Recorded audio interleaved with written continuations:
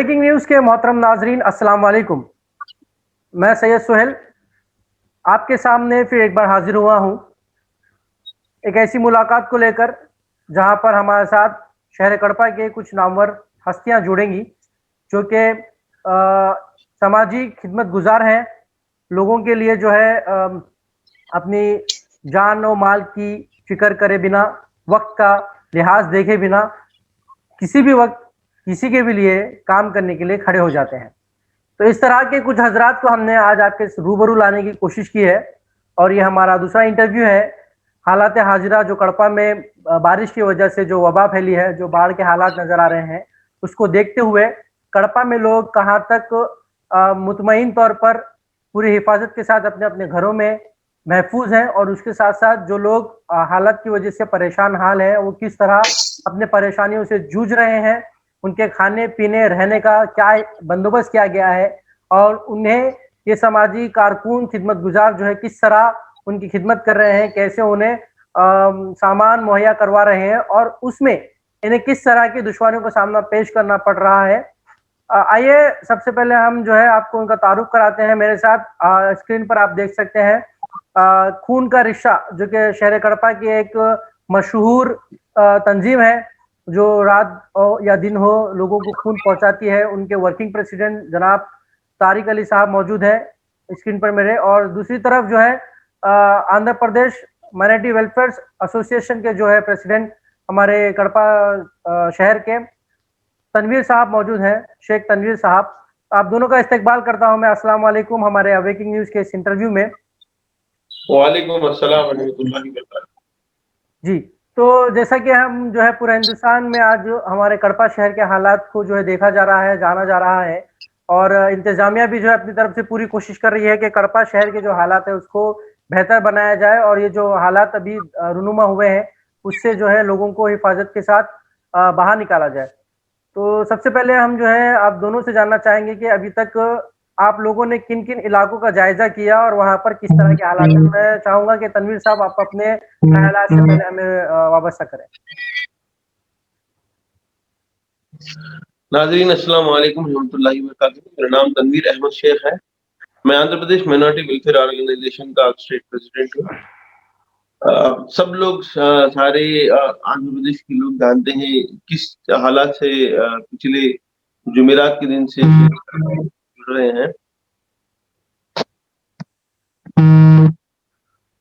तो इस तूफान का इफेक्ट जो है बहुत ज्यादा तादाद में जो है हमारे शहर कड़पा के ऊपर जो है इसका दबाव हुआ है।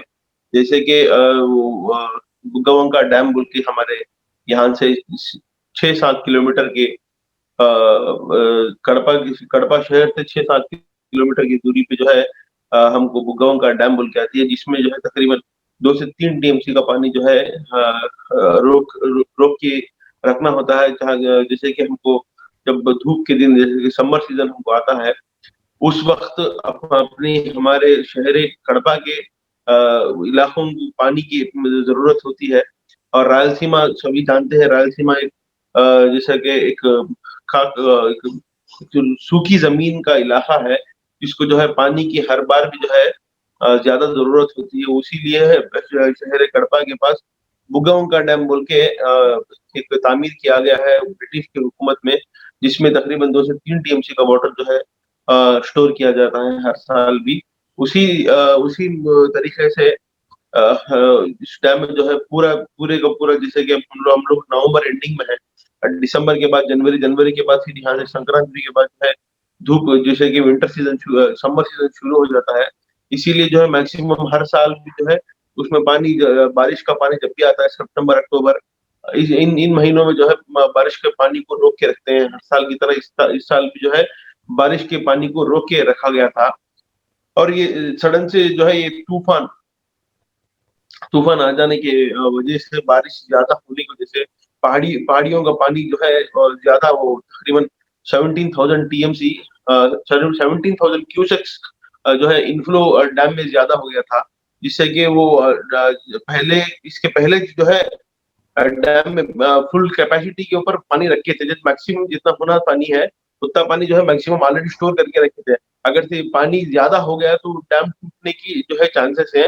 इसीलिए क्या करें, जैसे कि बारिश का जैसे साइक्लोन का अलर्ट आ गया था, जो जो सरकारी अफसर जो है इसको पानी को रिलीज कर देना, या फिर अगर से रिलीज नहीं करे तो ज्यादा इनफ्लो, जैसे कि बारिश का पानी, पहाड़ियों का पानी होता है, सब वो ढल के पूरा डैम के अंदर आता है।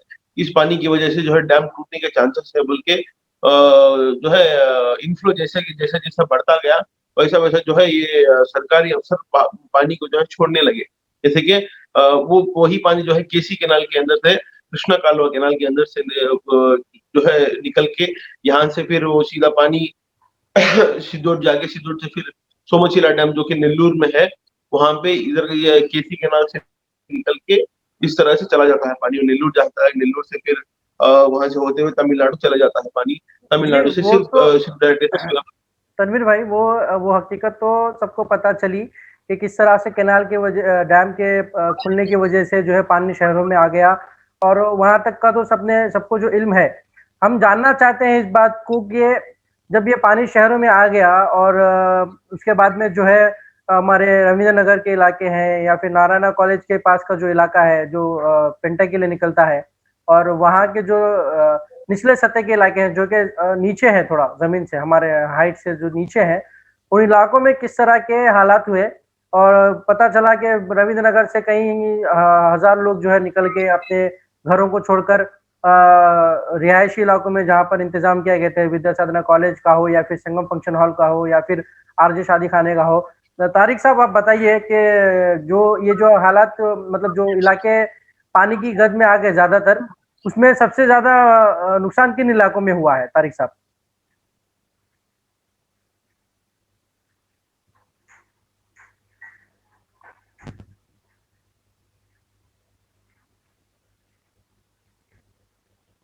तारिक शायद साहब। हमारे तारिक साहब की आवाज का जो है सही इंटरनेट सही नहीं है, इसीलिए तो मैं आपको इसका आप। जवाब मैं देना चाहता हूँ। जी।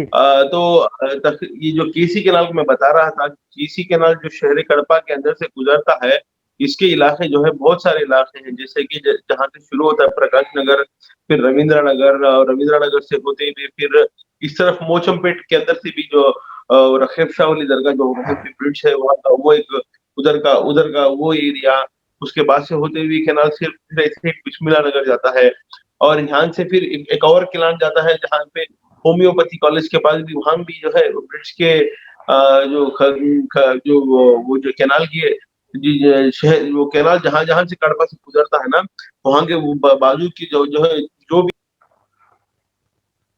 तनवीर साहब, आपका आवाज। इसका शिकार हो, जैसे कि मैं आपको रविंद्र नगर बोल सकता हूँ, प्रकाश नगर बोल सकता हूँ, और फिर ये बिस्मिल्लाह नगर बोल सकता हूँ, और फिर ये मुरादिया नगर में भी पानी आ गया था, क्योंकि उसके वो बगल से ही जो है वो कैनाल जहां जहां से गुजरा है, और सभी इलाकों में जो है घरों में पानी घुसना, तकरीबन 4 से, और घरों में जो है तकरीबन एवरीथिंग, जैसे कि फ्रिज, कूलर, अपने बेड्स, राशन, हर चीज का जो है नुकसान हुआ है। तकरीबन 5 कदम का पानी सीकड़ के साथ, कीचड़ के साथ, बोलते मिट्टी मिट्टी, तकरीबन 2 कदम की, 3 कदम की मिट्टी अभी भी है घरों में, जिनके घर जो करीब थे, नाले के करीब थे, केसी कैनाल के नाले का पानी जो है घरों से चला गया, फिर भी मिट्टी वैसी की वैसी रह गई।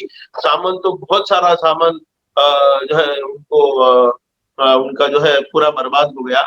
अब इसमें ज्यादा जो है गरीब लोग, जो कि वो गरीबी इलाके में रविंद्र नगर में रहते थे, जैसे कि लेबर वर्कर, जैसे कि गाड़ी ठेलने वाले, ऑटो डालने वाले, और कहीं पे काम करने वाले, पूरे मैक्सिमम लेबर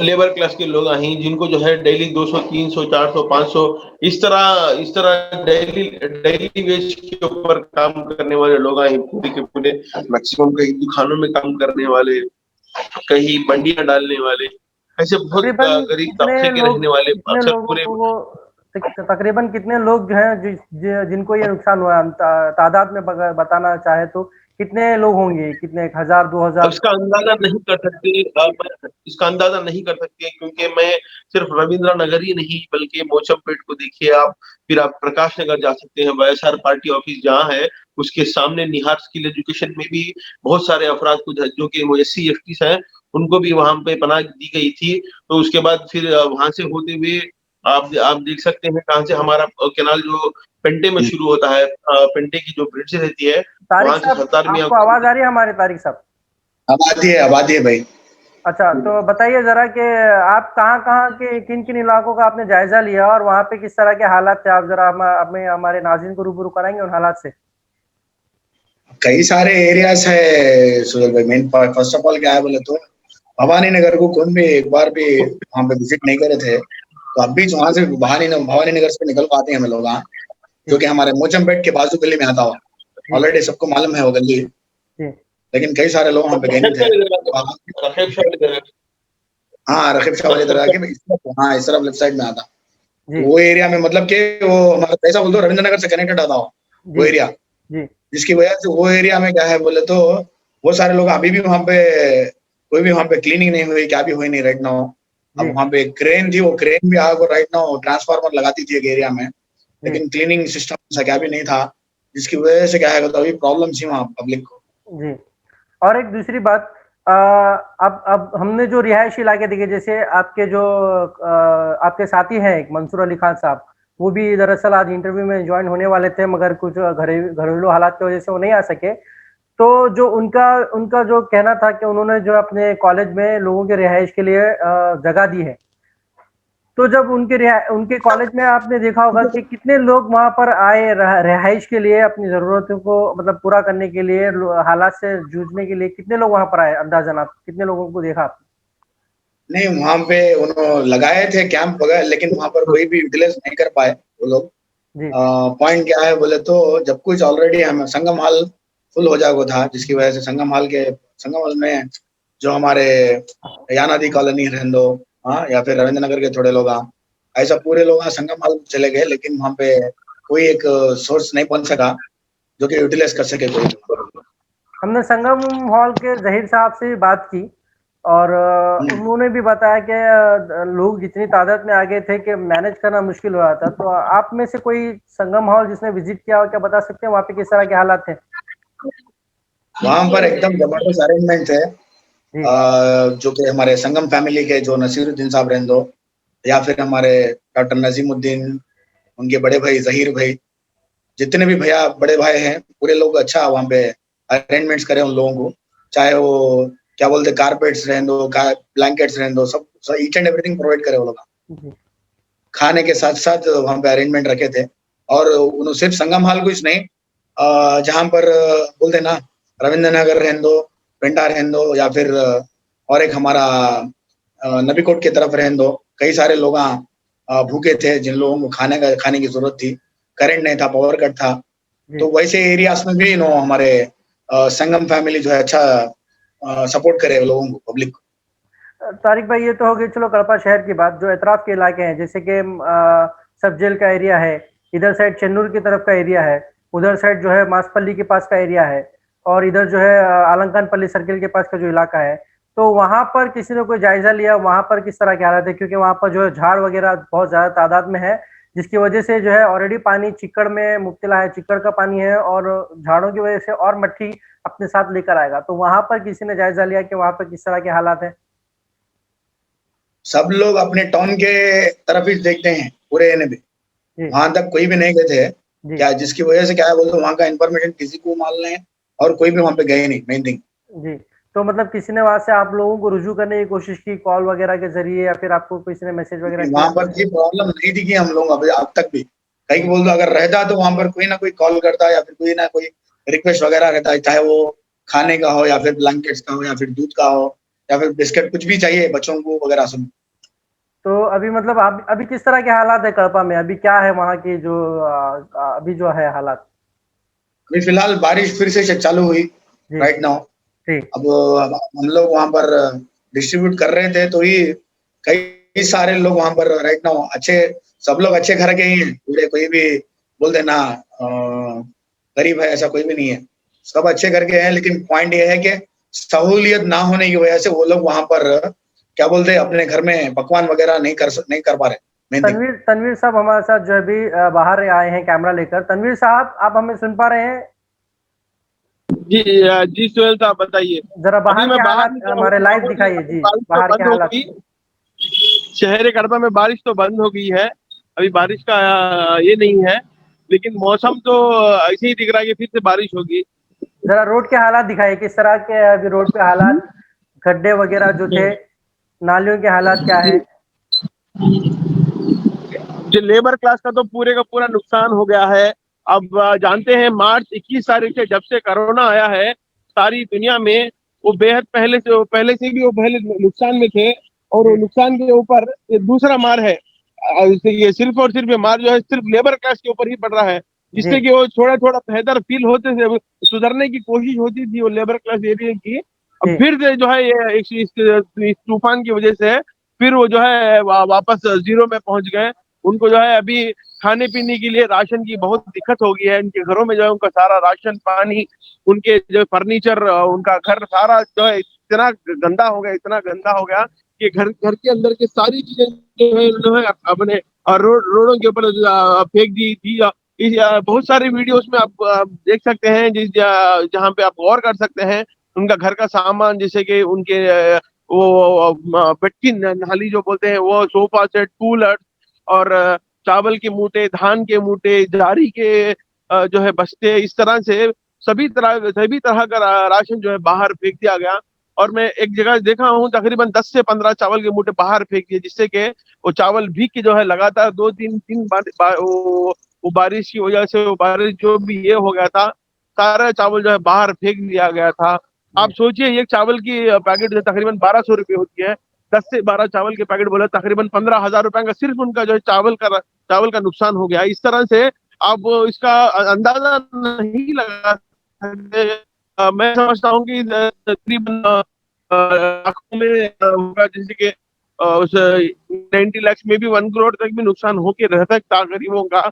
पूरे तकरीबन मेरे ख्याल से 50,000 घरों में जो है पानी आ गया समझ रहा हूँ मैं, जैसे कि ना कि रविंद्रा नगर ही नहीं, जैसे कि भवानी नगर, प्रकाश नगर, फिर मोचमपेट, इस तरह वो होम्योपैथी कॉलेज के पास उधर का एरिया, इस तरह बहुत सारे इलाकों में जो है माल राशन का नुकसान, माली नुकसान, घरों का नुकसान, घरों टूट जाना, इस तरह से बहुत सारा नुकसान हुआ, बोल के उसका अंदाजा है। ओके तारिक भाई, आप मुझे बताइए कि आप जो खून का जो मुहैया खून का जो दान करते हैं लोगों में, खून पहुंचाते हैं लोगों तक, तो इन दिनों आम बारिश में ही जो है जो रिम्स का जो रास्ता है वो पानी से भर जाता है। तो अभी अगर आपको रिम्स से रिक्वेस्ट आ जाती है और अब इमरजेंसी केस होता है कोई भी, तो इस वक्त आपके पास कोई जरिया है वहां तक पहुंचने का लोगों तक? अभी हम लोग अमीन हॉस्पिटल की एम्बुलेंस यूज कर रहे हैं हम लोग फिलहाल। जी अगर कोई भी वहां पर रिक्वेस्ट रही तो उन लोगों को ट्रांसपोर्ट करने के लिए जी राइट नाउ जी पानी का जो रहता एक एरिया, तो वहां पर एक गली जो रहती वो हमेशा पानी से रहती। बारिश, जी छोटी बारिश हुई तो भी जी सो बाजू का एक रास्ता और रहता, जिसकी जी वजह से क्या है बोले तो वहां पे रिम्स के पास जाने के वास्ते थोड़ा सहूलियत रहती मिलती। जी। और एक बात जानना था आप लोगों से कि इंतजामिया ने, क्या पुलिस के महकमे ने या फिर जो है इस मौसमियात के महकमे ने बारिश के शुरू होने के शुरुआत में जो अंदेशा हो गया था कि तूफान आने वाला है, तो उससे मुतालिक लोगों में किसी तरह का कोई मैसेज या फिर कोई ऐलानात या कोई पर्चे बांटने का काम इंतजामिया की तरफ से हुआ था? इसके तो बारे में तनवीर भाई जवाब दें। जी इसका तनवीर भाई। ऐलान तो हुकूमत ने जब भी पानी आता था, हुकूमत ने बारिश का ज्यादा होने के बाद, पानी का बहाव शुरू होने के बाद ऐलान तो किया गया था, लेकिन पूरी तरह से कामयाब नहीं हो सके हुकूमत ऐलान करने में। उसके बाद सब सब फिर वो जैसे बोलते ना, देखो पूरा केस हो जाने के बाद पुलिस जैसे आती है उसी तरह सारा शहर डूब जाने के बाद डीएसपी साहब और उनके दूसरे जो है पुलिस वाले मिलके, दूसरे उनके पुलिस वाले मिलके जो है आके वो रविंद्रा नगर में, नागर हॉस्पिटल में वहां पे सब ऐलान करना हुआ था। जी, हमने पुलिस के अफसरान से बात की। उनका कहना है कि हालात इस तरह के हो गए थे कि वो भी अपने घरों से नहीं निकल पा रहे थे, ना उनकी गाड़ियों को ये लेके बात जाके गलत, मिल ये रहा बात था। सरासर गलत है। ये बात सरासर गलत है, क्योंकि पानी छोड़ने वाले भी सरकारी अफसर थे। वो बिना अपने अपने जो है अपने डिस्ट्रिक्ट कलेक्टर का अप्रूवल समझ जाना, डिस्ट्रिक्ट कलेक्टर के अप्रूवल, बिना डिस्ट्रिक्ट कलेक्टर के अप्रूवल या फिर डीएसपी एसपी के अप्रूवल के बिना पानी नहीं छोड़ते हो। फिर ऐसे कैसे हो जाता है कि ऐसे अपनी मर्जी है क्या, डैम का गेट उठा देना अपनी मर्जी से, कोई नहीं ना ऐसा, नहीं, डैम कुछ का भी नहीं गेट नहीं देखना। उठाते तो डैम फटने का डर था। फिर वो हालात और होते फिर कि पानी को रोका जा सकता और ना ही उसको किसी तरह से बाहर निकाला जा सकता, ये पूरे शहर में फैल जाता। तो ये भी एक खतरा था, अगर डैम की कीली नहीं खुलते तो डैम को जो है फटने का डर था, डैम के ये ऊपर बात से पानी सरासर बहने का गलत डर। है। मैं एक बात बोलता हूँ, एक एक सरकारी बिल्डिंग जो रहती, उसका वॉचमैन का काम क्या रहता बोलो? नहीं तो ये उसका किसी वॉचमैन का काम क्या रहता? ये जो है हमें पता चला कि जो है बारिश शुरू तो हुई, लेकिन किसी को अंदाजा नहीं था कि बारिश एक ही रात में 200 मीटर तक क्रॉस कर जाएगी, और जिसकी वजह से ये था कि हालात को हम काबू में कर सकते हैं थोड़ा थोड़ा पानी छोड़कर। मगर एक चीज हमें पता चली है कि जो लोग अपने घर, मतलब जो जिनका घर जो है किनारों पे बना है, नदियों के किनारों पे बना है, वो लोगों को जो है मतलब ये सोचना चाहिए था बनाने, मतलब इस वक्त के जब डैम के, क्योंकि 2000 में भी एक बार ऐसा वाकया पेश आया है कड़पा में कि जो है पानी शहरों में घुस गया था। इस चीज को देखते हुए लोग भी जो है एहतियाती तौर पर पहले से अपने मतलब जो जैसे हमारे हमारे किसी लोगों ने फोन करके बताया कि हमने पहले अपने सामानों को ऊपर चढ़ा लिया है या किसी तरह के हमने इंतजाम कर लिए हैं। तो कुछ लोग जो है इतने मतलब उनके पास इतना टाइम नहीं था, उनके पास इतना वक्त नहीं था कि वो अपने घरों को खाली कर सके और उसके कुछ इंतजाम कर सके। तो इसमें एक तो पहली बात तो ये देखने में मिली कि जब हम शुरुआती दौर में ये लोग जब नदी के किनारे अपने घर बना रहे थे तो उन्हें तामीरी इजाजत भी देने में एक तरह से एक बड़ा मसला है कि इन लोगों को तामीरी इजाजत कैसे मिली। एवन नगर का इलाका अब तक का जो है एवन नगर का इलाका जो कड़पा शहर का है, अब तक का जो है बढ़ता चले जा रहा था डेवलपमेंट के हिसाब से देखा जाए तो। बाद में पता चला कि वो नदी के पट्टे पे कब्जा करके बनाई गई जगह है। तो ये मतलब जब बना रहे थे घर और उस वक्त किसी का ख्याल नहीं गया, और जब अब ऐसे हालात रूनुमा हुए तो एक के बाद एक सवाल उठने लगे। खैर मैं उस मामले में ज्यादा नहीं घुसना चाहता, क्योंकि लोग जो है हमसे ये जानना चाहते हैं कि अभी हालात को सुधरने के लिए और कितना टाइम लग सकता है और कितना खर्च हो सकता है। तारिक साहब, आपने देखा माहौल, तो आप बताइए कि और अगर इस तरह के ऑर्गेनाइजेशन फूड हो या फिर पानी हो या फिर किसी भी तरह का ब्रेड हो या फिर स्नैक्स हो, दूध हो, ये कोई भी चीज अगर हम डोनेट करने जाएं, लोगों में तकसीम करने जाएं, तो और कितने दिन तक और कितना और कितने तादाद में हमको डोनेट करना पड़ेगा, इस बात पे आप क्या कहना चाहेंगे? नहीं, खाने पानी का जो ये हम लोग अंदाजा नहीं लगा सकते फर्स्ट ऑफ ऑल, क्योंकि हर ऑर्गेनाइजेशन की ताकत इतनी होती कि वो लोग ज्यादा से ज्यादा एक 200 पैकेट या 300 पैकेट बांट सकते हैं। सब लोग ये चंद ये 2 डेज से जो चल रहा था काम, जिसमें सब लोग एक ही बोल रहे थे कि खाना सबका बच गया, ये बच गया, वो बच गया, लेकिन हमारा खाना अब तक नहीं बचा फर्स्ट ऑफ ऑल, क्योंकि जहां पर पब्लिक मतलब दूसरे ऑर्गेनाइजेशन नहीं जा रहे वहां पर जाना चाहिए बेसिकली, और कई सारे ऑर्गेनाइजेशन एक ही गली में बांट रहे हैं। तो इसी वजह से दिक्कत हो रही कि सब लोग खाना बचा लेके जा रहे हैं। मीनिंग अभी अंदर तक कई सारे घर हैं, वहां पर कई सारे घर हैं, वहां पर लोग हैं अभी भी। राइट ना, हम लोग कल रात 11 बजे तक भी बांट रहे थे, तो 11 बजे भी वहां पर कोई भी नहीं गया। इवन रवि थिएटर के बाजू में वहां पर भी पानी आया हुआ था और वहां पर भी लोगों के घर में पानी घुस गया था। तो उन लोगों को तकलीफ थी। हम लोग जाके रात में पूछे किसी को खाना चाहिए, बोले तो सुबह से भी नहीं है कोई भी, अभी थोड़ा खाना है तो ला दो बोल के बोले सब लोग। तो वो लोग सब क्लीनिंग में लगे हुए हैं पूरे लोग अपने अपने घरों को। सो इसका कोई अंदाजा नहीं लगा सकते कि कितना खर्च हो सकता है, कितने दिन और लग सकता है, सब कोई ये नहीं रहा। अगर कोई डिजास्टर टीम वहां पर आकर वर्क करेगी तो थोड़ा फास्ट होगा वहां पर क्लीनिंग वगैरह। आप जाके घरों के आगे देखो, जिनके राइस पैकेट्स है, जिनके गाड़ियां हैं, सब अभी भी वैसे भी गिरे पड़े हुए हैं राइट नाउ। आप नागराजपेट देख लो, आप रविंद्र नगर देख लो, आप वो हुजरे की मस्जिद जो बाजू में है, वो एरिया तो एकदम फना हो चुका। वहां पे लोगों को दूध की पैकेट भी नहीं मिल रही राइट नाउ। वहां पर वैसी पोजीशन है। ये किसी को ब्लेम करने के लिए या किसी को एक चीज बोलने के लिए नहीं रही। जब कोई एक ऐसा क्या बोलते हुए तूफान वगैरह कुछ आता है, लोगों को कुछ तकलीफ मिलती है, तो सब लोग एक दूसरे का साथ देना चाहिए मेन थिंग, ना कि एक दूसरे के ऊपर कीचड़ उछाल के अपना क्या बोलते वक्त बिताएं। क्योंकि एक दूसरे पहले वहां पे साथ देंगे तो ही हम लोग अंदाजा लगा सकते कि कितने दिन में खत्म हो सकता। लेकिन यहाँ पर अब राइट नाउ कोई भी ऐसा एक क्या बोलते हैं टाइम नहीं है कि हम लोग इतने टाइम में कर सकते हैं या फिर इतना टाइम में इतना खर्चा होगा, ऐसा कोई भी नहीं बोल सकता राइट नाउ। जी। तो तनवीर साहब, जी कड़पा में जो है बाहर के लोगों के लिए यानी कि रोहिंग्या मुसलमानों के लिए हो या फिर कश्मीर के लिए हो या फिर जैसे CA NRC के टाइम पे जो आसाम के लोगों को निकाल दिया गया था, उनके लिए जो है प्रोटेस्ट चलते हैं या फिर उनके लिए चंदे जमा किए जाते थे, उनके लिए जो है कलेक्शंस लिया जाता था, डोनेशंस लिया जाता था। ऐसे लोग जो है अभी इस हालात में नहीं दिखे, मतलब वो लोग जो है न्याय सिर्फ आप जैसे तंजीमों वाले ही काम कर रहे हैं, तो वो लोगों का भी आना जरूरी था, तो वो लोग नहीं आ सके। वो बेटर है हम लोग किसी को ब्लेम नहीं करें, उनको हम लोग कुछ भी नहीं बोला, वो उनकी मर्जी है, कोई भी आकर हेल्प करे या ना करे। तो कभी भी याद रखिए, कोई भी ऑर्गेनाइजेशन कुछ काम कर रहा बोल तो वो अपनी ताकत के हिसाब से काम करता। जी मेरे भाई सुहेल, मैं आपको उनको बताना blame नहीं चाहता हूँ, करना। आप JAC फॉर NRC की बात कर रहे थे, तो उन्होंने भी कल शायद उन्होंने भी उनके तरफ से खाना बना के खाने का इंतजाम किया था, कल दोपहर में या रात में। फिर मैं उसकी तस्वीरें कुछ फेसबुक में देखा हूँ। हमारे JAC के साथी भी खाना बना के तकसीम किए उन्होंने भी।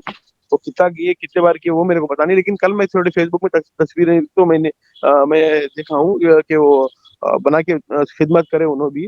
तो देखो, हमारी हमारी इल्तिजा, हमारी जो रिक्वेस्ट हुकूमत से ये है कि जो डिजास्टर हुआ है, जो पानी का जो है गेट खोलना, ये फिर जो है ये सभी नुकसान जो है हुकूमत की तरफ से जो है आम पब्लिक को, जो गरीब तबका है उनको जो है उन हुकूमत से मदद मिलना बहुत जरूरी है। या फिर देखो, वो पैसे अगर से नहीं दे सकते तो एटलीस्ट अपने वॉलंटियर्स को भेजें, या फिर एटलीस्ट कॉरपोरेशन के जो भी लेबर्स हैं, जैसे कि वो नाले निकालने वाले क्लास 4 एम्प्लॉयज हैं, उनको भेजें। और उनको उनके घर जो भी पब्लिक है उनके घर साफ करने में, उन अंदर की मिट्टी निकालने में, या फिर जो भी माल, जो भी वो राशन पानी कचरा वचरा जो भी बाहर पड़ा है, इसको साफ करने में, साफ सफाई करने में अगर से उनकी पब्लिक की मदद करते तो आज बहुत पब्लिक बहुत खुश होती थी उनसे। इसमें सरासर नाकामी हो गई है। और कल जो है हमारे चैनल पे अवेकिंग न्यूज के चैनल पर न्यूज में हमने जो है बताया कि जो हमारे आंध्र प्रदेश के चीफ मिनिस्टर साहब है YS जगन मोहन रेड्डी साहब, उन्होंने जो है 8 लोगों को 5 लाख रुपए की माली इमदाद देने का फैसला किया है। जो लोग इस कितने लोगों को 8 लोगों को 5 लाख रुपए का माली इमदाद, और उसके अलावा जो है हुकूमत जो है मुहिम बना रही है कि जो लोग इन हालात की वजह से परेशान हुए हैं, जैसा तेलंगाना में 10-10 हजार रुपए दिए गए थे, उसी तरह से जो है कब बनाएंगे, इसका सर्वे कौन करेगा, कितना माली नुकसान हुआ है इसके, देखिए, इसका जो तेलंगाना है के मुकाबले में कड़पा और अतराफ के इलाकों का माली नुकसान बहुत ज्यादा हुआ है। जिस तरह के हमारे पास स्टैटिस्टिक्स आए हैं, जिस तरह की मालूमात आई है, we cannot compare Hyderabad with Kadapa right now, because Hyderabad का नुकसान तो शहर कड़पा से तकरीबन 30-40 गुना ज्यादा था। और यहाँ का नुकसान तो सिर्फ 1 या 2 दिन का था, फिर भी नुकसान तो नुकसान ही है। चाहे वो आप किसी तरह से जो है उनका मुआवजा आप जितना भी दें तो कम ही है। तो किसी को 500 रुपए का हुआ, किसी को 50,000 का हुआ, किसी को 5 लाख का हुआ, ये सिर्फ आप जो है सर्वे में ही पता कर सकते हैं, जैसे कि उनके घर में जी उसके जितने लिए क्या क्या सामान जो है उसी के लिए कल मीटिंग चली है। और उम्मीद करता हूं कि कुछ हल निकल कर आएंगे, क्योंकि इतना आप जैसा बता रहे हैं कि इतना बड़ा सर्वे करना थोड़ा वक्त लगेगा, टाइम लगेगा देने के लिए। और दूसरी चीज क्या है, हम हर वक्त जो है इंतजामिया की तरफ से अगर 1 रुपए की भी माली इमदाद मिलती है, तो 1 रुपए की माली इमदाद के लिए पूरा कड़पा जो है, मतलब कड़पा नहीं, मिसाल के तौर पर इंसान जो है आजकल जरूरत के मुताबिक अपनी इतना वो हो गया है, मजबूर हो गया है कि अगर 1 रुपए का भी माली इमदाद अगर हुकूमत देती है, तो वो पैसा जो है लेने के लिए सब लाइनों में खड़े हो जाते हैं। तो इसके लिए भी हमें गौर करना चाहिए। अगर आगे चलकर हमारे हुकूमत की तरफ से, आंध्र प्रदेश की हुकूमत की तरफ से कोई माली इमदाद हमें मिलती है, बहुत अच्छी बात है। अगर मिलती है तो इसके लिए जो जरूरतमंद है पहले उनको मौका मिलना चाहिए कि वो मिले, सुहेल साहब, मैं उनको आपकी मौका बात मिले। को रोक और रहा हूँ। पब्लिक को जो है, नहीं सुहेल साहब, मैं आपकी बात को रोक रहा हूँ। पब्लिक को हुकूमत के पैसों की जरूरत नहीं, उनके 500 रुपए 1000 रुपए की जरूरत नहीं। पब्लिक को अभी जरूरत है सैनिटाइजेशन की, जरूरत है। आप जो मोहल्ले जो क्लीन करते हैं उन लोगों को भेजो, आप उनकी मदद करो। वो जो कीचड़ हटाने में, मिट्टी हटाने में, उनके उनके जो है वो रोड साफ करने में, साफ करना है पहले। गंदगी जो चीजें भरी पड़ी है घर में, उन चीजों को हटाने में पहले उनकी मदद करनी चाहिए। देखो ये फर्स्ट इंस्टेंस में, और क्या बोलते हैं उसको, फर्स्ट प्रायोरिटी देके जो है सैनिटाइजेशन वर्क शुरू करना है। आप उनको जो है उनके पैसे देते नहीं देते, वालेकुम सलाम, आप उनको पैसे देते नहीं देते। ये और एक चीज क्या है, हमको जो है वीडियोस आए और फोटोस आए कि मगरमच्छ देखा गया कड़पा में, और कई लोगों के घरों में जो है झूठी पानी के अफवाह है, साथ में। क्योंकि वो कहीं कोयम्बतूर का एक स्क्रिप्ट था, किसी ने वो फोटोज को डाल के फेसबुक पे डाल दिया। ऐसे कोई बात कड़वा में नहीं चली। ऐसे ऐसे छोटे छोटे जो है चीजें जो है आजकल सोशल मीडिया में फिरती गिरती रहती हैं, उन चीजों को मानना वो बेवकूफी है। और दूसरी चीज जो है, एक वीडियो भी आया जिसमें घरों में मच्छियां आ गई थी, वो भी झूठ है या सच है? झूठ बात है, मच्छियां आना इसकी बात है, देखो नहीं, लेकिन रविंद्रनगर लेकिन के सांप बिच्छू आ गए, सांप सांप और बहुत बिच्छू बिच्छू आ गए, जो कि मिट्टी में रहे थे। वो जो केसी कैनाल के अंदर तो रहते थे, सांप और बिच्छू आ रहे हैं, अभी भी आ रहे हैं। जब तक आप साफ सफाई नहीं करके उनके घरों का मरम्मत जब तक नहीं चलती, इन सब चीजें आते रहते हैं। तो आपके जरिए, आपके जो इस मीटिंग के जरिए मैं हुकूमत से एक ही राब्ता करता हूँ, अगर आप सच में कुछ आप मदद करना चाहते हैं पब्लिक की, तो फर्स्ट इंस्टेंस में जो है सैनिटाइजेशन जो है, जो इलाके जो है ये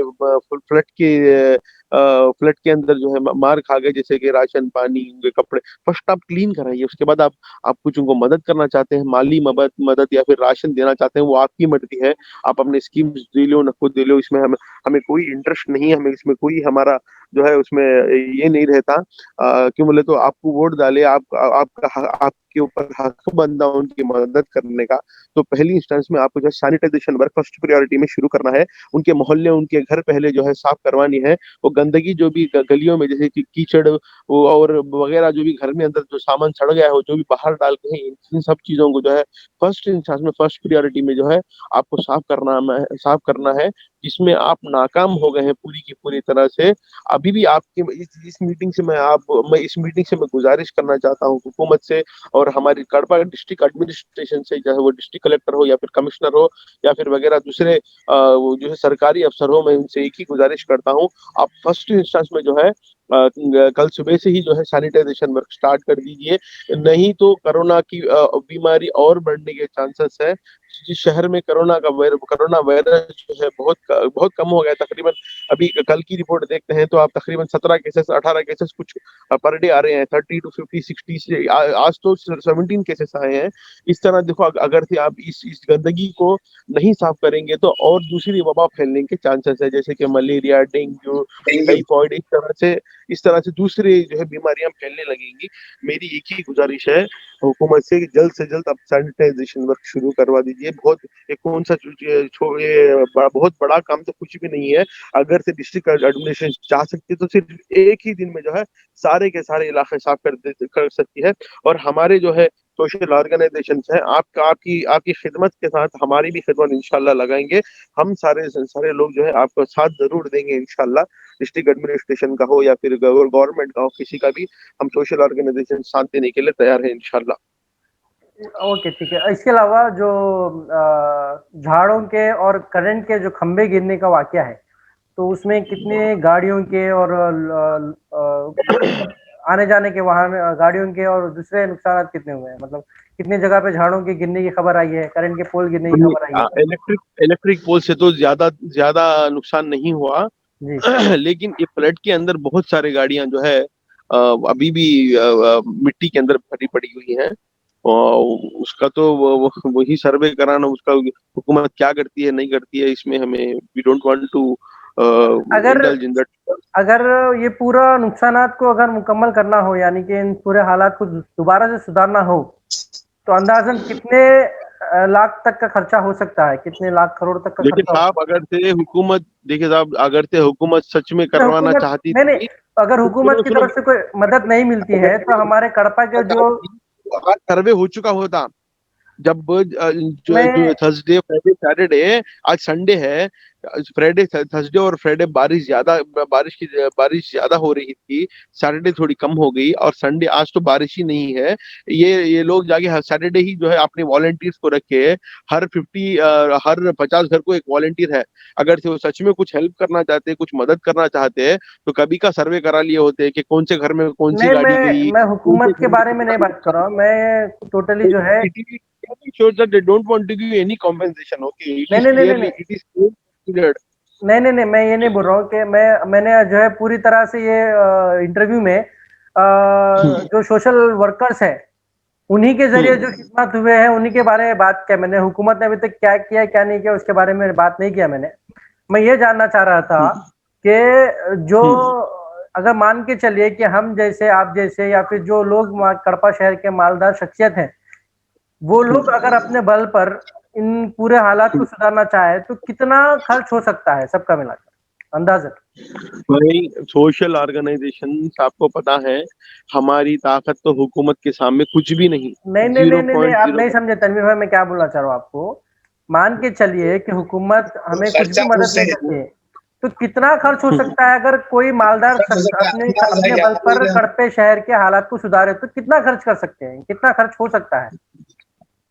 देखो भाई, मैं आपको एस्टिमेशन सीधी एक लगा बात सकते नहीं। बताना चाहता अब देखो, एक मिनट बोल दूं मैं मैं, एक बात कल क्या हुआ बोलते, एक बंदा कॉल करा मेरे को, जी क्या कॉल करके, हाँ भैया हमारे घर में पूरा लॉस हो गया। हालांकि वो बंदा सिर्फ एक ऑटो ड्राइवर है, पूरा लॉस हो गया, क्या तो भी हुकूमत हमको मदद कर सकती क्या? जी समझ में आया? मतलब उन लोगों का लॉस बोले तो कई सारे चीजें होंगी भाई जो कि देखिए, ऑर्गेनाइजेशन भी रहने दो या फिर कोई और, तुम लोग क्या बोलते हैं, वो लॉस को नहीं भर सकते। वो बात यही मैं पूछ रहा हूँ आपसे कि देखो, ये कई सारे ऐसा सुनो सुनो, पब्लिक कई सालों बहुत की होशियार मेहनत है मेरे होती, भाई, खाली एक घर पब्लिक में बहुत 6 लाख होशियार है। रुपए का लॉस हुआ, एक घर में खाली। हाँ, ऐसे कई सारे घर रहते, मैं यही पूछ रहा कई हूँ आप सारे लोगों घर से रहते, कि इसमें कितना खर्च हो सकता है ताकि हमें ये अभी पता साला में चले कि हमारे नहीं गवर्नमेंट के कर पास सकते तुम इतना पैसा है कि एस्टिमेट हम नहीं, लोगों को मदद कर लोगों सके। का लास्ट एस्टिमेशन नहीं डाल सकते यू तुम, कैन नॉट कुछ भी नहीं, estimate, you can not estimate. Cannot हाँ, मैं एस्टिमेट। देखो, अब यू कैन, देखो मैं अगर से 500 करोड़ बोलूं, 500 करोड़ कम पड़ जाए, अब 500 करोड़ मेरे हाथ को दे दें या फिर हमारे ऑर्गेनाइजेशन खर्च करने के लिए कहें, कम पड़ जाए, तो बाकी का पैसा कौन डालेगा? मैं यही जानना चाह रहा था क्योंकि जो है हमारे प्रधानमंत्री नरेंद्र मोदी साहब का दौरा तेलंगाना में चल रहा है और अगर ये एस्टिमेशन अगर राइज होता है हमारे आंध्रा की तरफ से तो यही जानना चाह रहा था कि सिर्फ एक कड़पा में हमारे कितने करोड़ तक का नुकसान हुआ है तो उस हिसाब से पूरे आंध्र प्रदेश में कितना हुआ होगा और सेंट्रल हुकूमत से अगर हमें मदद मिलती है तो कितनी मिल सकती है ताकि पता तो ठेंगा चले ठेंगा ताकि पता तो ठेंगा चले कि ठेंगा हमें सेंट्रल हुकूमत कितना मदद करने के लिए सही तैयार बात है, है, ढेंगा कितना मिलता। मदद कर सकती है।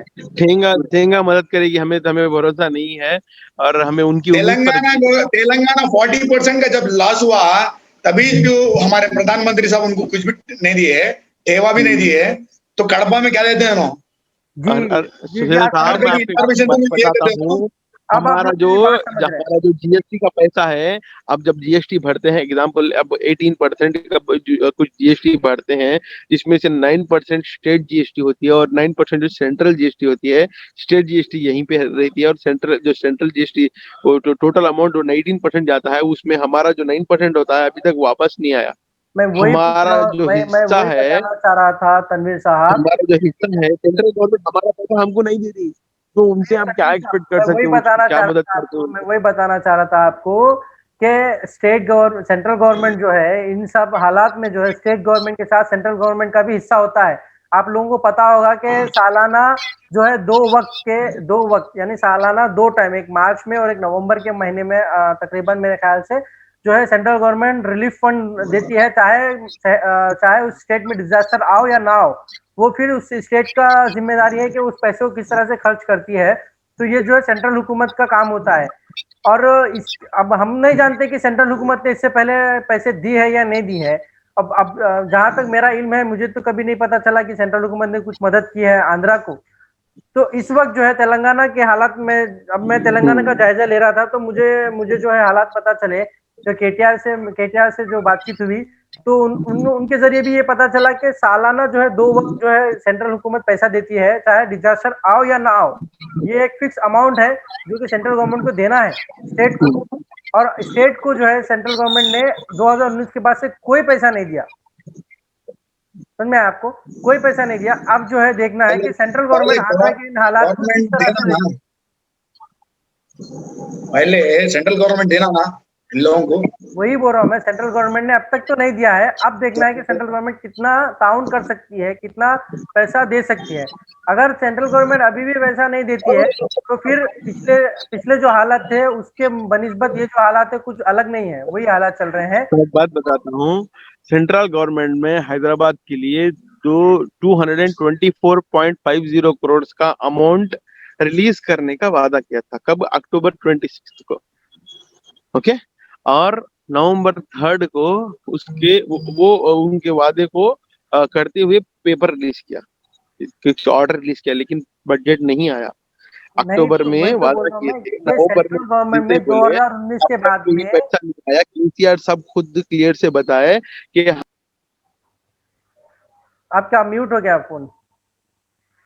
म्यूट म्यूट हो गया तनवीर भाई। तनवीर भाई तनवीर आपकी भाई आवाज, वॉइस नहीं आ रही। तनवीर भाई आपकी आवाज। हमारे केसीआर साहब खुले अल्फाज में बात की, मोदी या फिर सेंट्रल गवर्नमेंट से कुछ भी तेलंगाना की हुकूमत को कुछ भी मदद हासिल नहीं हुई बोल के पिछली ही वो उनकी जो है इलेक्शन की मीटिंग में बताया, कल ही की मीटिंग में। जी जी, मैं कल रात में ही जो है केसीआर साहब के प्रेस मीट को अटेंड किया। मैंने देखा, उन्होंने बताया कि तेलंगाना हो या आंध्रा हो या फिर निचले और भी इलाके हैं जहां पर बीजेपी को खासा सपोर्ट नहीं मिला, बट हमारे पास से तो बीजेपी को सपोर्ट मिला है आंध्रा से। तो अब देखना है कि आंध्रा को कितना जो है ये लोग अपने अपनाते हैं, क्योंकि उनका दौरा जो है तेलंगाना में चल रहा है। वो चाहते तो आंध्रा भी विजिट कर सकते हैं अगर। अब देखना ये है कि वो आंध्रा में विजिट करते हैं या फिर वो आंध्रा के हालात का जायजा लेते हैं या नहीं लेते, वो भी देखना जरूरी है इस वक्त।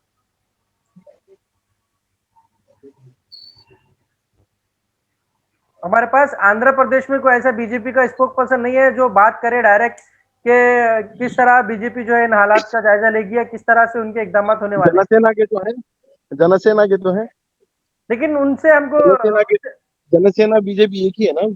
ठीक है, वो टॉपिक कहीं को हमें खामखा पॉलिटिकल टॉपिक में जाने की जरूरत नहीं। वही बोल रहा हूं मैं, डाइवर्ट होने की जरूरत नहीं है। Divert better we have to skip the topic. नहीं, पॉलिटिकल टॉपिक से ज्यादा सोशल ऑर्गेनाइजेशन के ऊपर बात करें तो बेहतर है 10 मिनट में। मैं वही बोल रहा हूँ, पॉलिटिकल डाइवर्ट होने की जरूरत नहीं है, क्योंकि हमें जो जानना था वो ये जानना था कि कितना खर्चा होगा और कितना गवर्नमेंट हमको देगी। स्टेट गवर्नमेंट के पास उतना पैसा है या नहीं है, सेंट्रल गवर्नमेंट से आएगा तो कितना आएगा, ये भी एक थोड़ा सा जायजा ले लेते थे ताकि हमको जो अमाउंट पता चले तो हम अपने जो हमारे जो न्यूज है या फिर हमारे जो पोस्ट जाते हैं, ट्वीट जाते हैं या फिर हमारे सैयद सुहेल साहब, मैं आपको बता देना चाहता हूँ, महिंदर माँ की मोहब्बत हमें जरूरत नहीं, ठीक है।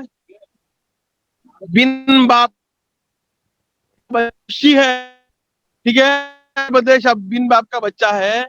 क्यों? आंध्र प्रदेश तेलंगाना जब मिलके थे, जो बाइफरकेशन होने के बाद आंध्र प्रदेश को बहुत सारा नुकसान हुआ। जिस नुकसान को जो है चंद्रबाबू नायडू साहब ही नहीं, जगन साहब मिलके वो रेवेन्यू को जो है इक्वल नहीं कर सक रहे हैं। सिर्फ ओनली हैदराबाद के रेवेन्यू से सारा आंध्र प्रदेश चला सकते थे, उतनी ताकत थी हमको। बाइफरकेशन हो गया, उसके बाद आज आंध्र प्रदेश के बाद रेवेन्यू जो है बहुत कम रिकवर हो रहा है, जिससे कि तकरीबन 3,400 करोड़ आज भी हम लोग जो है सेंट्रल को जो है क्रेडिट के अंदर पेंडिंग है, ठीक है। वो सब, और मैं आपको बता देना चाहता हूँ, आने वाले दिनों में आने वाले दिनों में हमको जो है बीजेपी मुक्त दक्षिण भारत की बहुत जरूरत है, और वो चीज को हम हासिल करके रहेंगे। नहीं वो तो चलिए, हम लोग जो साउथ इंडिया के रहने वाले हैं, हम लोग सेक्युलर लोग हैं। हमें हम हमारे यहाँ कम्युनल पार्टीज को जगह नहीं, चाहे वो भारतीय जनता पार्टी हो, चाहे वो यूएमएल हो, चाहे वो एमआईएम हो, चाहे वो और दीगर कौन सी भी पार्टी हो। दक्षिण भारत में, साउथ इंडिया में कम्युनल पार्टीज को जगह नहीं देंगे, पना कभी नहीं मिलेगी, ये बात याद रख लें। चाहे वो तमिलनाडु हो, चाहे आंध्र प्रदेश हो, चाहे केरला हो, यहाँ पर हम लोग सेक्युलर जीना और सेक्युलर मरना पसंद करेंगे। इस तरह जो है कम्युनल का जो है बयास हम लोग लाना पसंद नहीं करेंगे इंशाअल्लाह। ठीक है। खैर अभी कड़पा में जो है कौन से इलाके हैं जो पूरी तरीके से महफूज हैं? जैसे कि मुझे पता चला कि अगाड़ी हाँ, हम आंध्र प्रदेश महफूज है, एमआईएम से, बीजेपी से। आंध्र प्रदेश महफूज है और दूसरी दीगर कम्युनल पार्टी से। तमिलनाडु भी महफूज है, लेकिन कर्नाटका में उनका जो है आप मुद्दा हुआ भटक है। गए तनवीर साहब। हम जहाँ पर मैं कुदरती बाढ़ की बात कर पॉलिटिकल रहे हैं। टॉपिक जरूर नहीं बोल रहा मैं। हाँ, आप पॉलिटिकल भटक गए तनवीर साहब। हम यहाँ पॉलिटिकल पर टॉपिक कुदरती आफत पूछ की लेना। बात कर रहे हैं, इंसानी आफत की बात नहीं कर रहे हैं हम। पॉलिटिकल टॉपिक न को जा बोल रहा हूँ मैं, इसको जो पॉलिटिकल टॉपिक है तो करना जब पड़ता है। बजट की बात कर रहे हमारे हैं, क्या आप है जब तो टॉपिक के लिए ग्राउंड रिपोर्ट ले, लोकल का ग्राउंड रिपोर्ट ले। पॉलिटिकल टॉपिक पे बात कर सके हम। भाई लोकल का ग्राउंड रिपोर्ट ले, बस उतना ही, वहां तक ही रहो। हमारे कड़पा के हालात क्या है? एनालिसिस पे गए बोले तो बहुत सारा है, बड़ा होया था। कड़पा के हालात जब तक पता नहीं चलते पूरी तरह से, आंध्र प्रदेश में क्यों जाए? पहले कड़पा में क्या हो रहा है वो देख लेते हैं, बाद में आंध्र प्रदेश जाते हैं।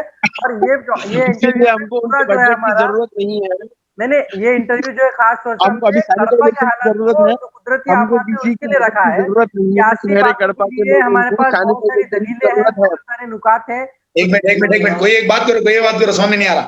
नहीं तनवीर साहब सुनिए, आप जो सियासी जी। मुद्दे हैं उस पर बात करने के लिए हमारा इंटरव्यू अलग है। तो हमारे पास बहुत सारे ऐसे पॉइंट है जो आप उठा रहे हैं, उससे ज्यादा पॉइंट हमारे पास लिखे हुए हैं। उसके लिए अलग वक्त है, उसके लिए अलग पैनल बैठेगा, उसमें इंशाल्लाह हम आपको बुलाएंगे, उसके लिए हम अलग बात करें।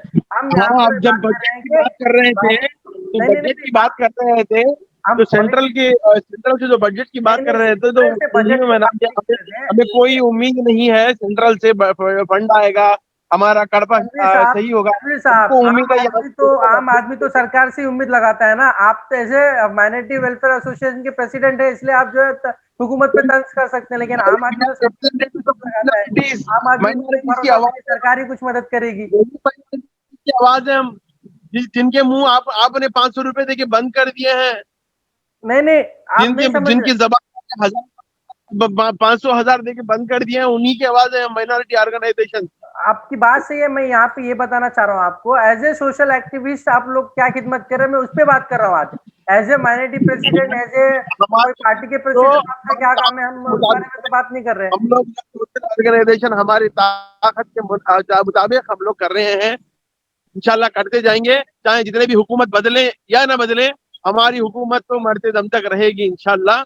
और मैं आपके जो है इस इंटरव्यू से एक ही बात जो है क्लियर करना चाहता हूँ, सैनिटाइजेशन जरूरी है, लोग घरों की साफ सफाई जरूरी है। हुकूमत की तरफ से, ये म्युनिसिपल कॉर्पोरेशन की तरफ से, कलेक्टर साहब की तरफ से लोगों के घरों के पास जो है साफ सफाई का काम होना चाहिए, और इंशाल्लाह होगा भी। इसके बारे में हम जो है कलेक्टर साहब से भी बात कर रहे हैं, उनसे भी राब्ता करने वाले हैं, और जो है वो होगा इंतजाम। अभी जो है इसके अलावा मुझे ये जानना था आप लोगों से कि अभी फिलहाल कड़पा में कौन से ऐसे इलाके हैं जो पूरी तरीके से महफूज है, यानी कि जहां पर और शेल्टर बनाए जा सकते हैं जब तक के पूरी तरीके से कड़पा में हालात नहीं सुधर सकते? तारिक साहब। फिलहाल हमारे को राइट नाउ आके हमारा जो कृष्णा सर्किल है, कृष्णा सर्किल राइट महफूज है। और अब जो हमारा संगम, जो हमारा एरिया क्या बोलते हैं उसको, अगाड़ी साइड, ये पूरा आगे जहां पर ऊंचाई है वहां पर पूरा सेफ साइड है राइट नाउ। ओके। बाकी थोड़े एरियाज में अगर पानी ज्यादा आ जाएगा तो दिक्कत होती है पब्लिक को राइट नाउ। तो पानी अभी पूरी तरीके से निकला है या और निकलना बाकी है? राइट नाउ फिलहाल के लिए कोई भी नहीं रहे। अब तनवीर भाई के बाद जो बात थी सुना था मैं, तो 30 क्यूसेक समथिंग, 30,000 और 30 क्यूसेक शायद। अगर वो फिर से अगर बारिश पड़ेगी तो फिर आएगा पानी शायद। देखिए अभी तो खतरा पूरी तरह से टला पब्लिक का नहीं है। प्रॉब्लम यही है, पब्लिक का प्रॉब्लम राइट नाउ यही है कि वहां पर सबसे पहले क्लीनिंग हो जाए जी। क्योंकि अगर मच्छर वगैरह ये सब रहने की वजह से वहां पर कोई भी नहीं रह रहे राइट नाउ। अभी भी वहां पर सब लोग, जैसे हम लोग 6 बजे तो पूरे लोग वहां पे खाली हो रहे क्लीनिंग कर लेने के बाद, कोई भी घर में नहीं रह रहे राइट नाउ, जिसकी वजह से चाहे करो बोले तो वो एरिया पूरा मेरे ख्याल से बोल देना एक खंडर की तरह है राइट नाउ। ओके।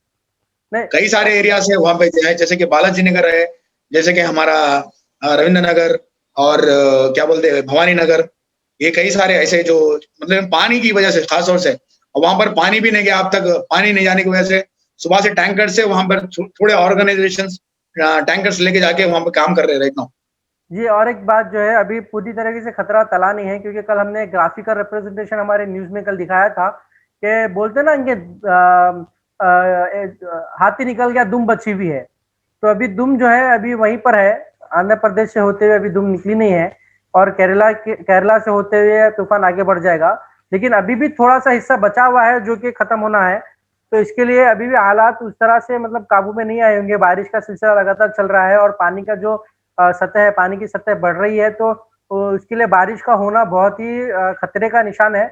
और साथ ही साथ पानी का जो मसला है, मेरे ख्याल से और कई दिनों के लिए लोगों को पीने के पानी के लिए जद्दोजहद करना पड़ेगा, क्योंकि ये पानी पूरी तरीके से मैला हो चुका है।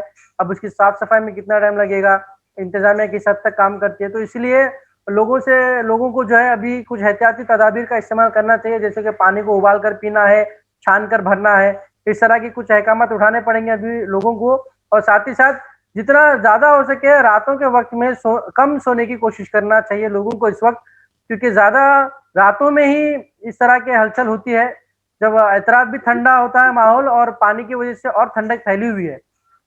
तो नींद के आगोश में होने की वजह से ना उठने का मौका मिलता है, ना भागने का मौका मिलता है, ना घरों के हालत सुधारने का मौका मिलता है। तो कई लोगों से जब मैं कड़पा में बात किया टेलीफोन के जरिए, तो उन लोगों ने बताया कि वो लोग दिन में ज्यादातर सो रहे हैं और रातों को जाग रहे हैं, अपने घरों के बाहर बैठकर घरों की हिफाजत कर रहे हैं। तो खैर इस इंटरव्यू में जो हमें पता चला कि आज के दिन कड़पा में लगभग हालात सुधर रहे हैं, और भी हालात सुधरने की जरूरत है, जिसमें इंतजामिया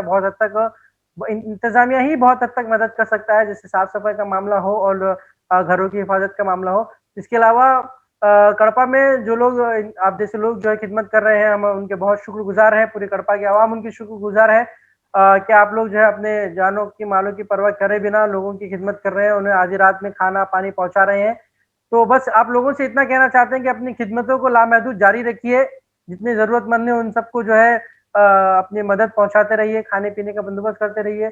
इंशाल्लाह हम आपके मुद्दों को हमारे चैनल के जरिए और भी आगे लेके जाने की कोशिश करेंगे। आपने जो सैनिटाइजेशन की बात की है और जो लोगों की जरूरत को पूरा करने की बात की है, वो भी इंशाल्लाह हमारे चैनल के जरिए और आगे तक पहुंचाने की कोशिश करेंगे। तो आज का इंटरव्यू जो है हम यहीं पर अपना इख्तिताम करते हैं। इस इंटरव्यू से जो हमें एक जो कंक्लूजन मिला है कि वो सबसे पहले घरों की साफ सफाई और सैनिटाइजेशन क्लीनिंग के लिए जो है हुकूमत को आगे बढ़कर सबसे पहले वो काम करना चाहिए। तो इंशाल्लाह इसके लिए हुकूमत जो है इकदाम उठाएगी और हम भी हुकूमत के ऊपर जोर बनाते रहेंगे।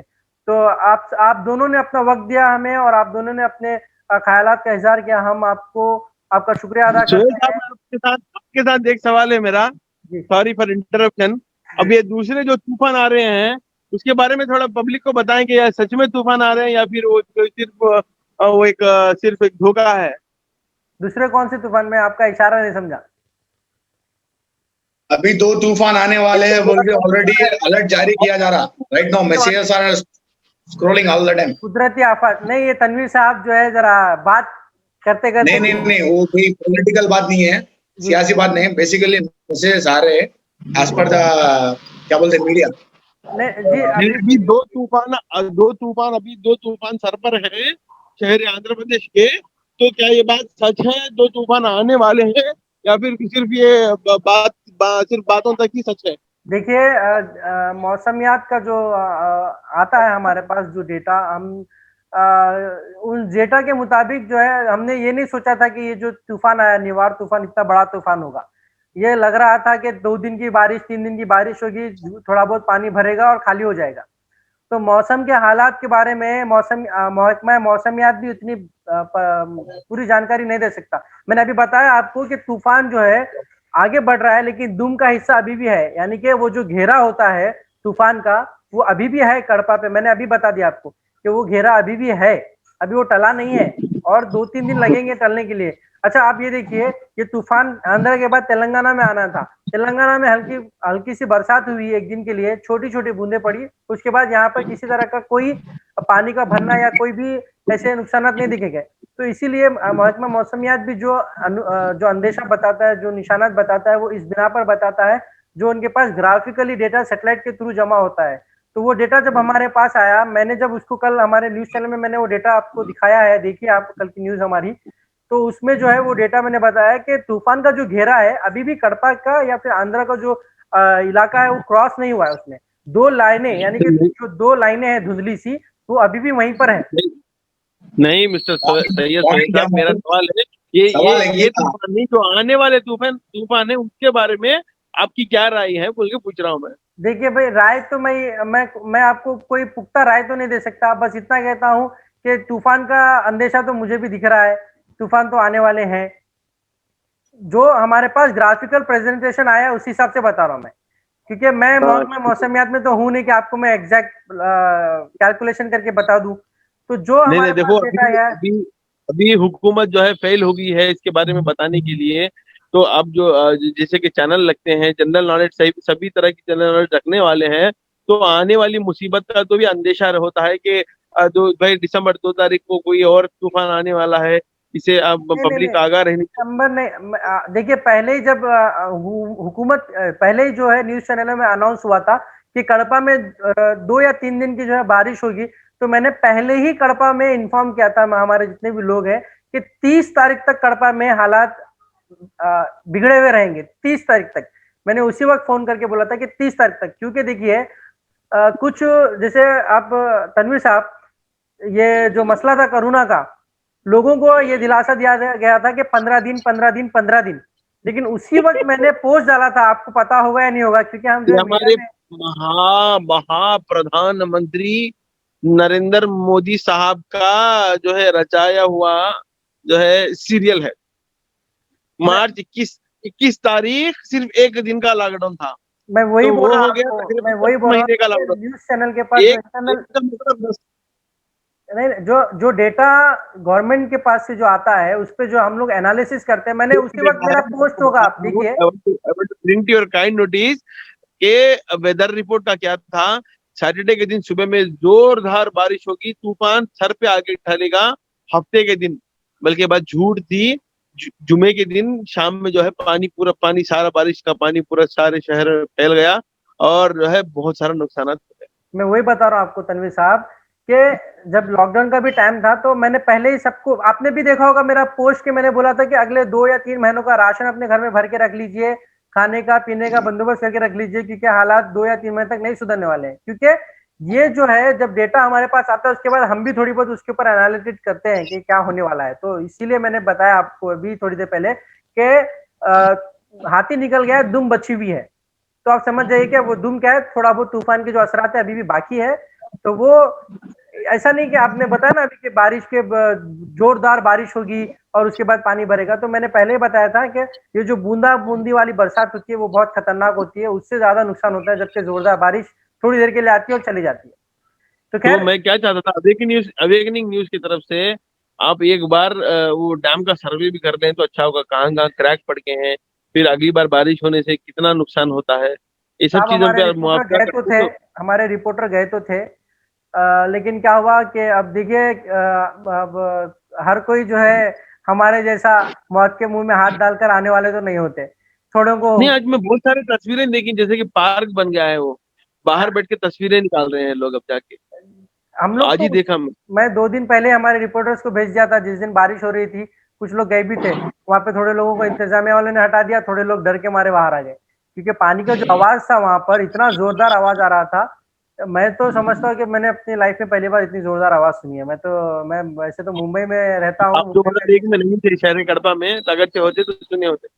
नहीं नहीं, मेरे को जो वीडियो है उसमें मैंने सुना बहुत जोरदार आवाज आ रही थी, और मैं मुंबई में भी पानी के हालात से वाकिफ हूँ, लेकिन इतनी जोरदार आवाज मैंने कड़पा में पहली बार सुना, और मेरे अब तक की उम्र में जो पहली बार सुना। खैर, हालात कैसे भी हो, तूफान कितने भी आए, हम लोगों को चाहिए कि हमारे घरों की हमारी हिफाजत पहले करें, उसके साथ साथ हमारे आसपास के मोहल्लों की हिफाजत करें। तो आज के इंटरव्यू से हमारा जो कंक्लूजन निकला है कि हम अब जो है सैनिटाइजेशन का वक्त पहले जरूरी है, उसके बाद। और दूसरी बात, सोशल ऑर्गेनाइजेशन का ख्याल करना हुकूमत को भी जरूरी है, ये बात भी आप बता दो। देखिए वो तो पहले से फिलहाल जरूरी है। राइट नाउ प्राइमरी सॉल्यूशन ये है कि सबसे पहले वहां के लोगों का हौसला बढ़ाना है। पहली बात, कई सारे लोग अंदर से टूट चुके हैं राइट नाउ, वो वहां पर जाकर देखने पर ही पता चलेगा कई लोगों को। क्या आप देखिए तनवीर भाई गए थे और कई सारे ऑर्गेनाइजेशंस भी वहां पे गए थे। तो सबसे देखिए पहला प्राइमरी उनका एक ये क्या बोलते हैं जिम्मेदारी ये होती कि वहां पर लोगों को क्या बोलते हैं हौसला बढ़ाए पहले, सबसे पहले, और उसके बाद वो बोलते हैं क्लीनिंग वगैरह करवा देंगे तो फिर सबसे बेहतर होगा वहां पे। नहीं, राइट देखिए नाउ बस सोशल देखिए ऑर्गेनाइजेशंस जो है बेहतरीन काम कर रहे हैं राइट नाउ, जिनकी जितनी ताकत है वो सब लोग अच्छा काम कर रहे हैं माशा। देखिए क्या बोलते हैं लोग, इंसान, ये जितने भी लोग इस हालात से मतलब हालात का सामना कर रहे हैं, वो सब जो है रोज कमाने और खाने वाले लोग हैं। अब देखिए, तिनका तिनका जोड़कर एक आदमी घर बनाता है और एक तूफान आकर उसके पूरे घर को बहा ले जाता है, तो ये जाहिर सी बात है, अंदर से क्या बाहर से भी तोड़ देगा इंसान को। फिर से उसको पूरे अपने रिहाइश गाह को फिर से एक एक ईंट जोड़कर उसे बनाना पड़ेगा, संवारना पड़ेगा।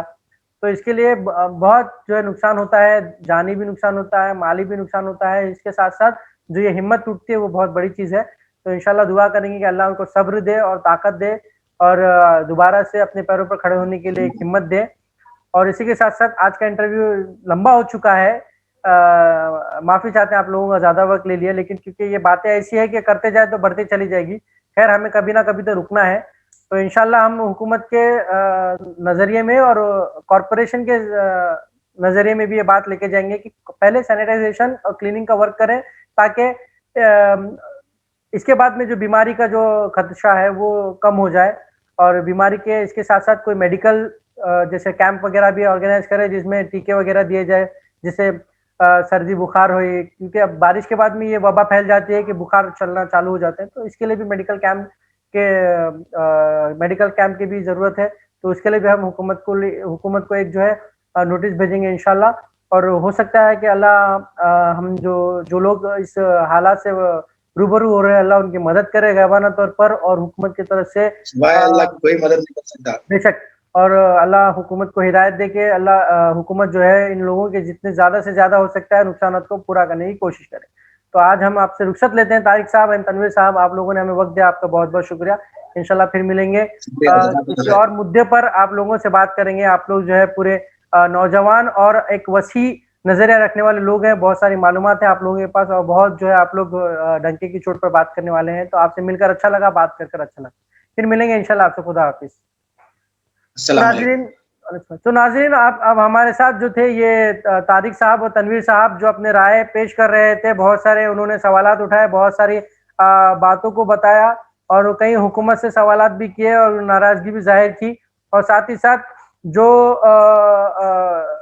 जो मुतालिबा किए हैं उन्होंने, सबसे पहले सैनिटाइजेशन का मुतालिबा हो, और उसके अलावा जो है हुकूमत की तरफ से कुछ माली इमदाद भी मिल जाए तो आगे बढ़ने के लिए आसानी होगी।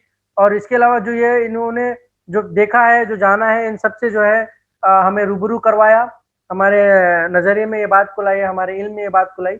इंशाल्लाह उम्मीद है हुकूमत की तरफ से कि कितने जल्दी जो है कड़पा वालों की वो मदद करते हैं, कितने जल्दी आंध्र प्रदेश में जो लोग नुकसान की वजह से नुकसान हुआ है उन सबको जो है कितना जल्दी ये लोग खिदमत करते हैं। अब देखेंगे इंशाल्लाह जो भी होता है नतीजा। तब तक के लिए आप बने रहे वेकिंग न्यूज के साथ में, हम आपको और हालात से रूबरू कराते रहेंगे, और उसका आपको जो है मालूमात आपको देते रहेंगे कि और क्या क्या इकदाम उठाए जा रहे हैं और क्या क्या हालात बिगड़ने वाले हैं या सुधरने वाले हैं। तो बने रहिए और देखते रहिए वेकिंग न्यूज चैनल। लाइक कीजिए, अपने दोस्तों में शेयर कीजिए और सब्सक्राइब कीजिए। खुदा हाफिज।